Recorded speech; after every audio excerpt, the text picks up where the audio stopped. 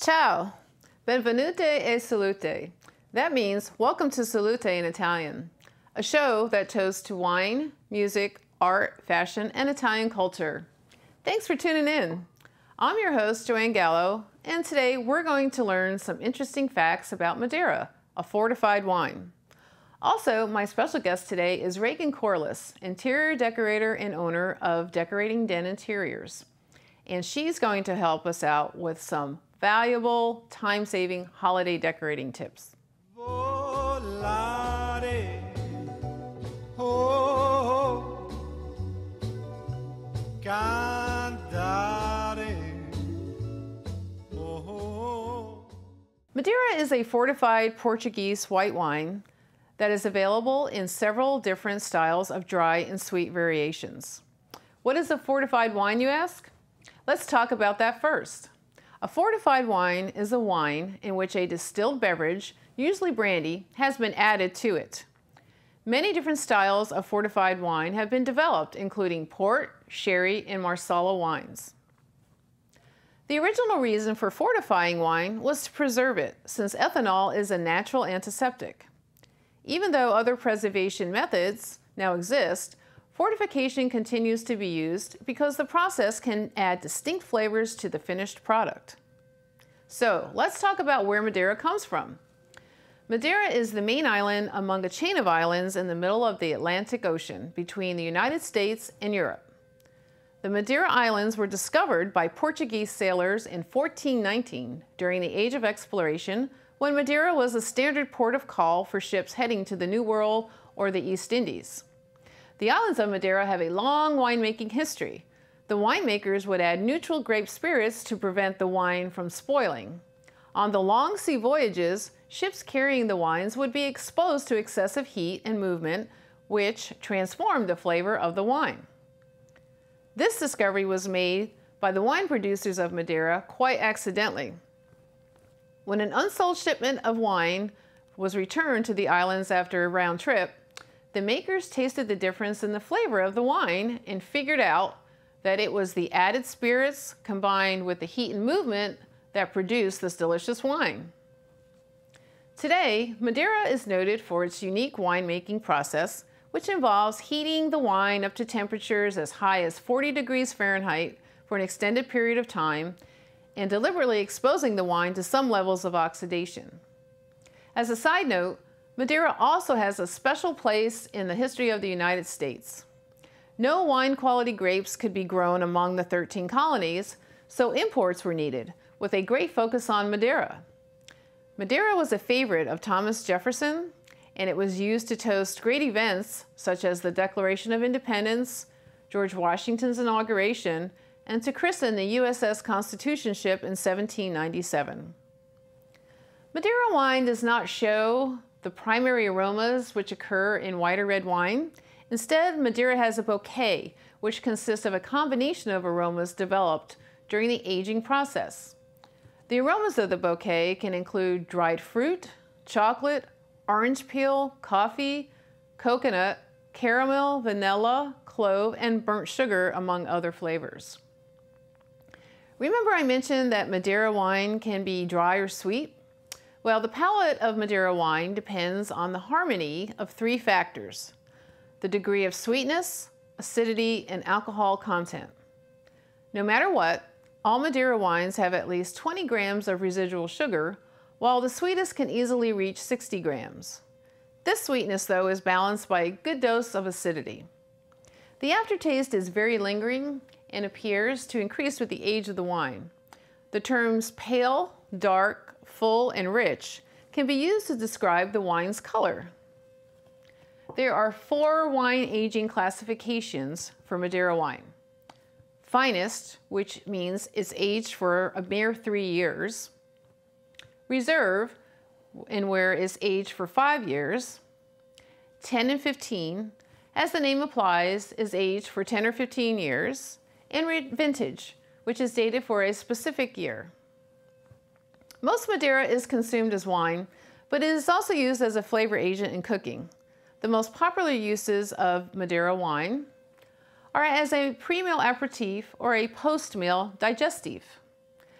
However, as far as food pairing goes, the more refreshing dry wines may accompany smoked fish or sushi, while the sweeter wines marry well together with dried fruit, honey cake, dark, or milk chocolate. Since Madeira is a fortified wine, its serving temperature is extremely important.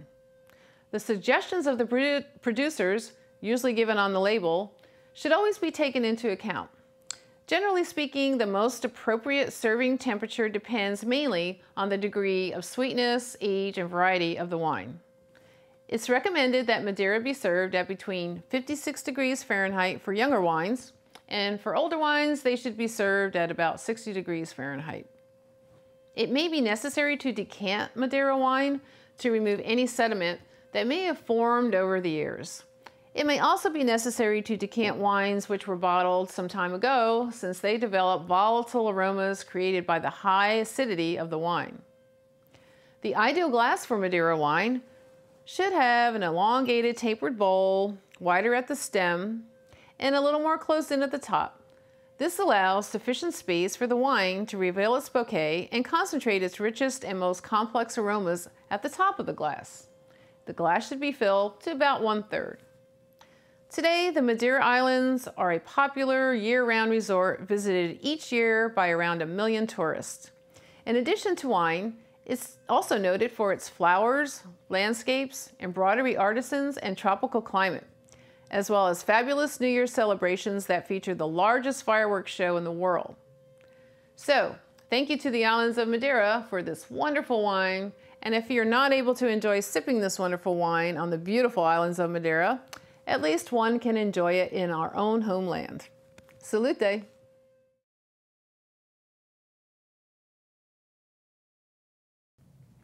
Joining me here in the studio today is Ragan Corliss, interior decorator and owner of Decorating Den Interiors. Welcome, Ragan. Thanks for being here today. It's great to be here. Good. So why don't you start off by telling us a little bit about your company? Okay. Well, it's called Interiors by Decorating Den. And basically, we're an interior decorating company, and we're also a furnishings company. And we also specialize in custom window treatments. Great. And we're in Portland, Oregon.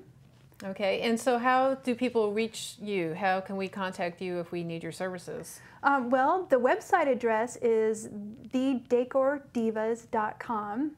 And the phone number is 503-710-6091. Okay. All right. Easy enough. Yeah. Well, great. So I'm looking at this lovely table setting here and admiring these wonderful pine cones. So why don't you tell us what we can do with these wonderful things, these wonderful items? Well, from my experience, the average person doesn't have a lot of time to spend on Christmas decorating. We're all really busy. And so it helps to prioritize what you're doing and keep it simple. And I recommend to start by looking around at what you have to work with. And you might be ready for something new this year, and you don't want to break out all the old boxes, you know, from storage. And so at my place, I looked around at what I have to work with, and we actually had a cedar tree come down in our yard a couple weeks ago. And so I kind of grabbed some of those logs and turned those into Christmas decor. Mm-hmm. And so starting from the basics, we're starting with a table centerpiece here. Normally I wouldn't have a tablecloth, although some people have to use tablecloths to hide scratches or whatever. And if you do, I recommend just layering it with, starting with a table runner. And then from there, you can start to work in some branches. Evergreens are great. And winter is a great time to go out and prune your trees. And this is more of a cedar type tree, and so it doesn't shed as much. And then just cut some branches and arrange those. Normally you'd have a longer table. And then I had a bunch of pine cones on hand.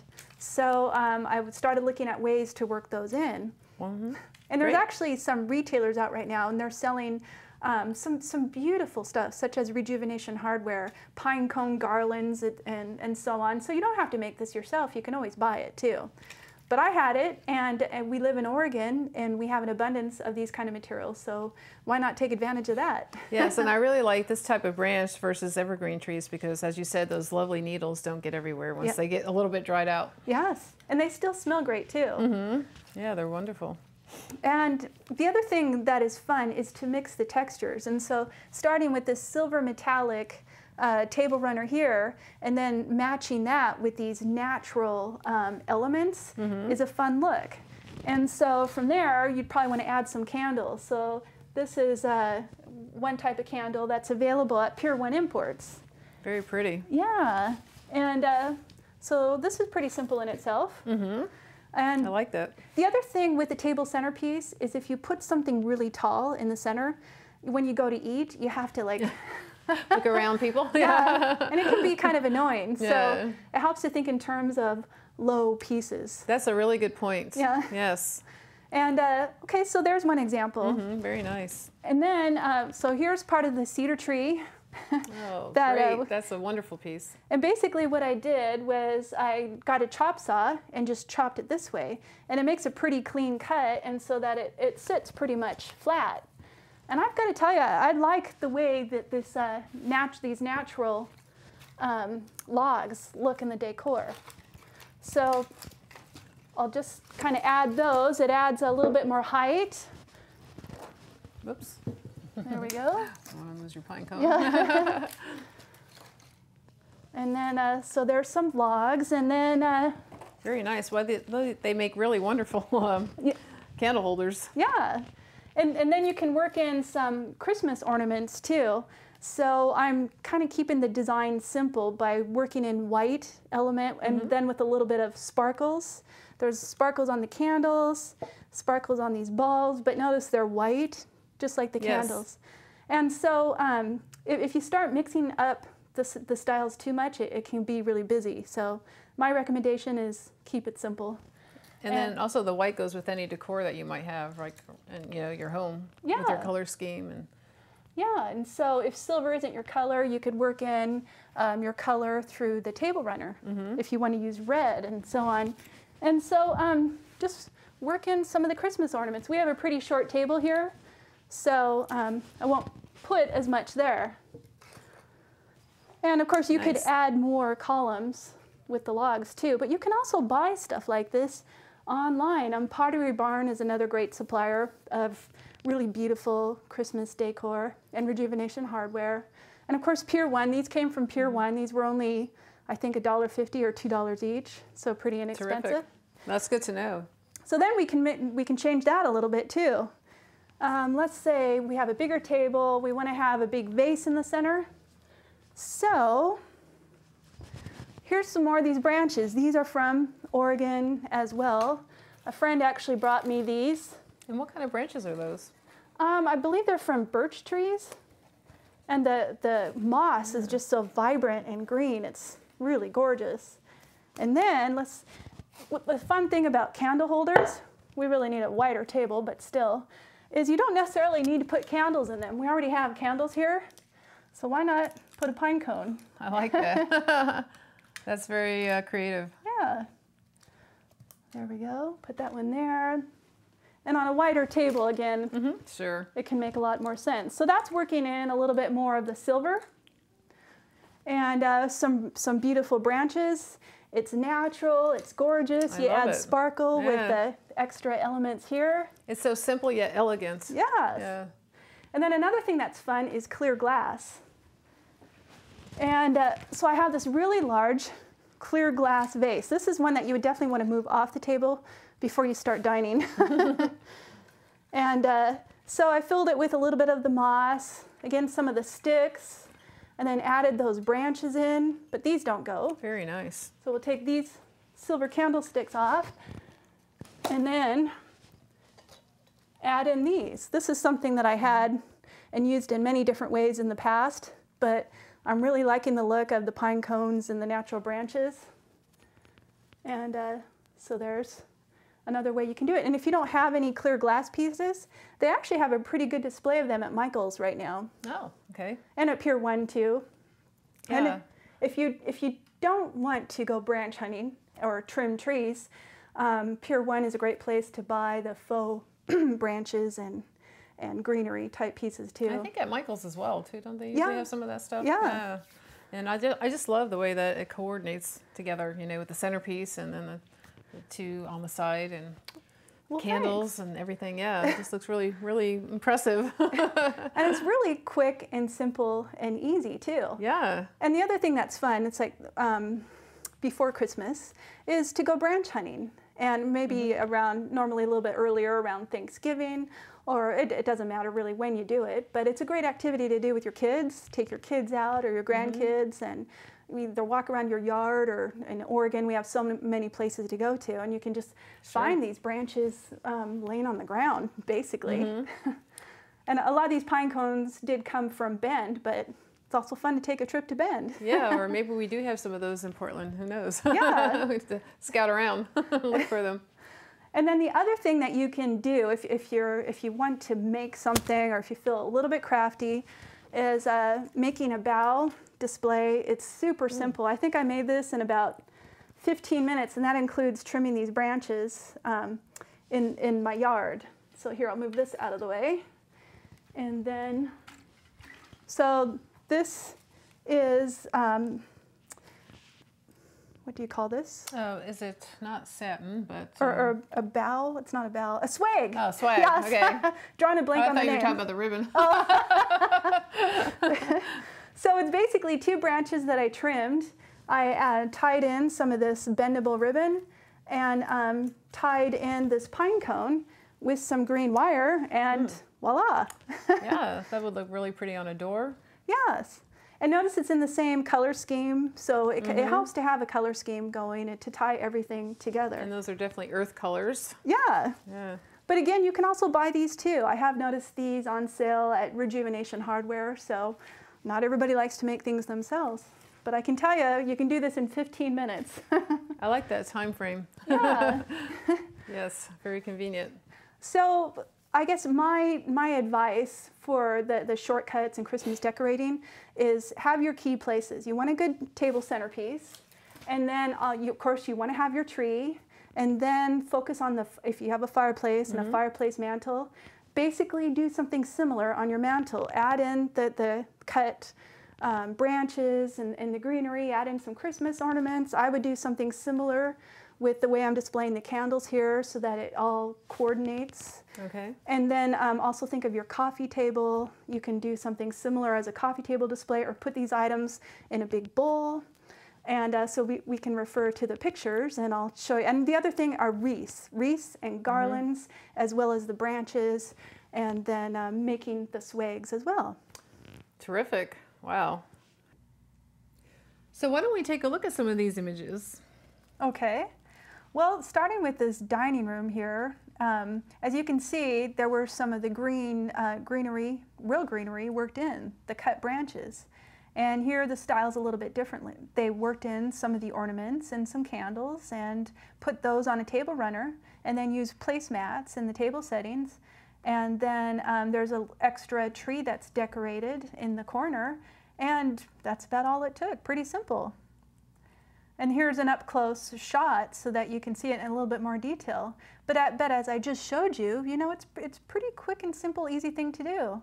Here in this photo, we worked in some of the cedar branches, mixed in with ornaments in clear glass, and the candles, of course. You always want to have the candles. And here's a close-up view of it. And there's just something about working in the greenery and Christmas decor. Is there a particular reason that you need to have the candles in there all the time, or? Well, because of the light and the ambiance, and they also add an element of color, and especially if it's a dining room or even a mantle. Candles are they add that ambient lighting that is pretty important in the winter and at Christmas time. And then in this room here, again, it's another style, another color scheme, but notice the wreath and the greenery on the mantle worked in with the candles. And then on the ottoman in front of the sofa, it's basically a tray with some more green branches in it and some ornaments. Yeah, that's a beautiful color scheme. Yeah, isn't that? Really pops out. Yeah, and then of course stockings. A lot of people have their traditional stockings, so you might want to consider what those colors are if you're going to change your color scheme. And then here's another room where it's pretty simple. There's the tree, of course. You don't want to forget the tree. And then the branches, again, some more greenery branches on the coffee table display there. And you can see that a little bit better. They worked in some deer. And this room here, it's a much more elegant style. There's a wreath on the wall and the table centerpiece, and their greenery is worked in through the little tree next to the buffet, and they went with more of the gold tones. And in this room here, you can basically see the greenery and branches that are on display on the coffee table with the candles mixed in. Yes. Yes. And if you're really limited on time, of course, the biggest area to prioritize is just get your tree up and decorated. That's the focal point. Yeah. The tree. But another simple thing to do is just change out your pillow colors, add in some reddish tones in your throw pillows. Yeah. Great idea. And then back to the swag. The swag.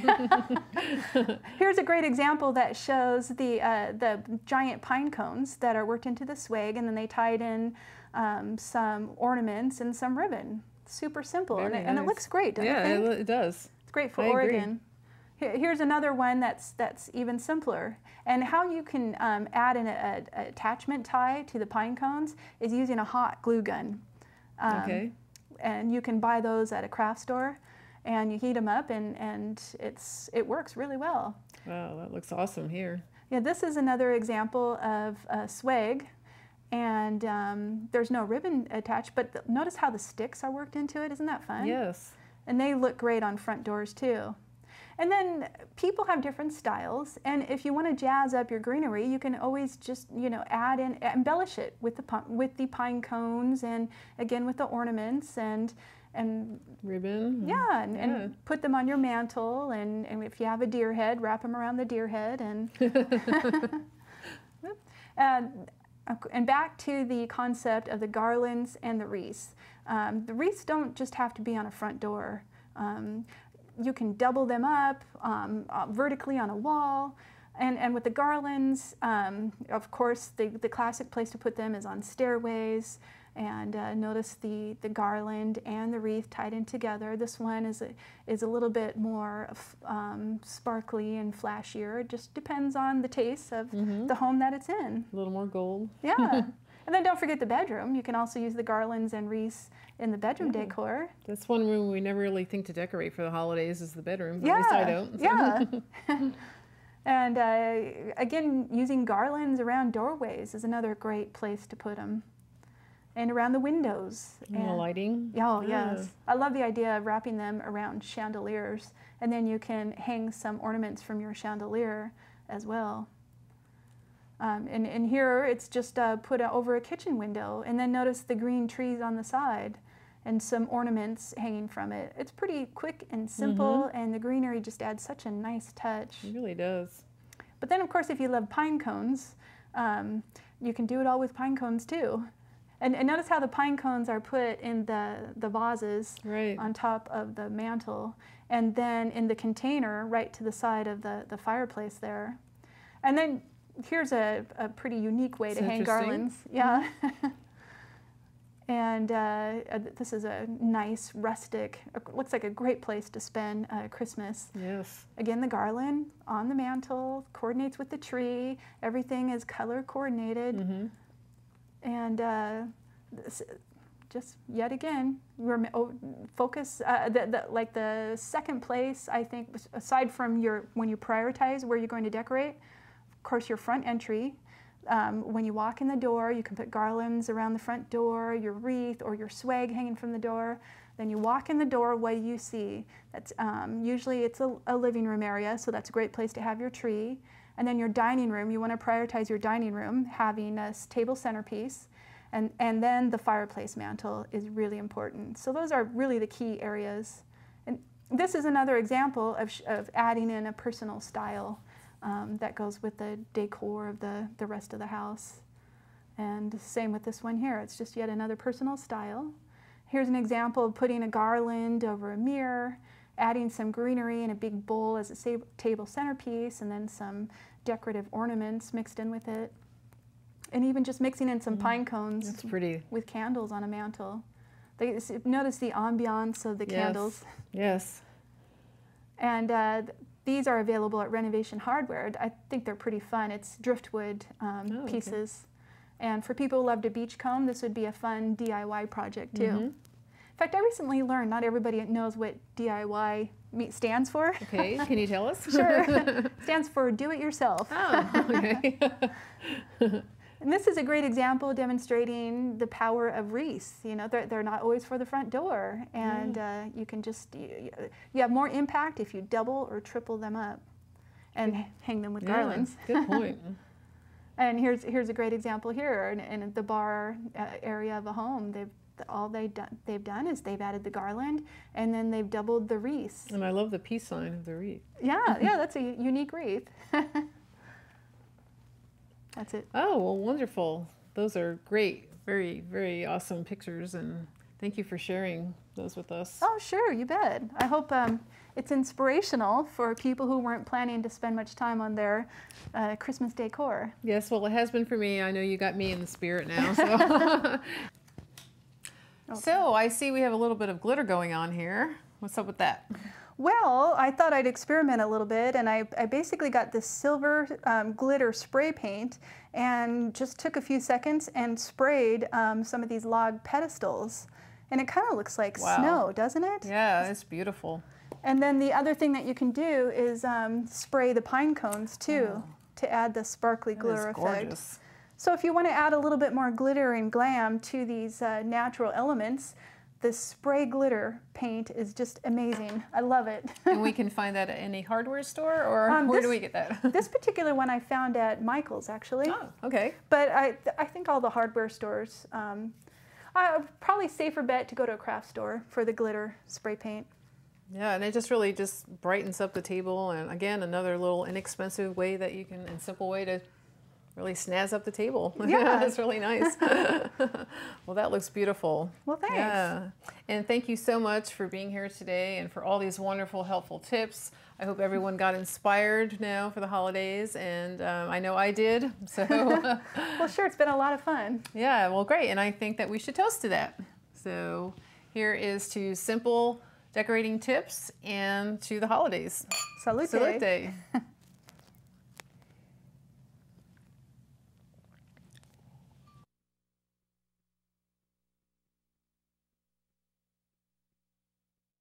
Volare, oh, cantare, oh, let's fly way up to the clouds.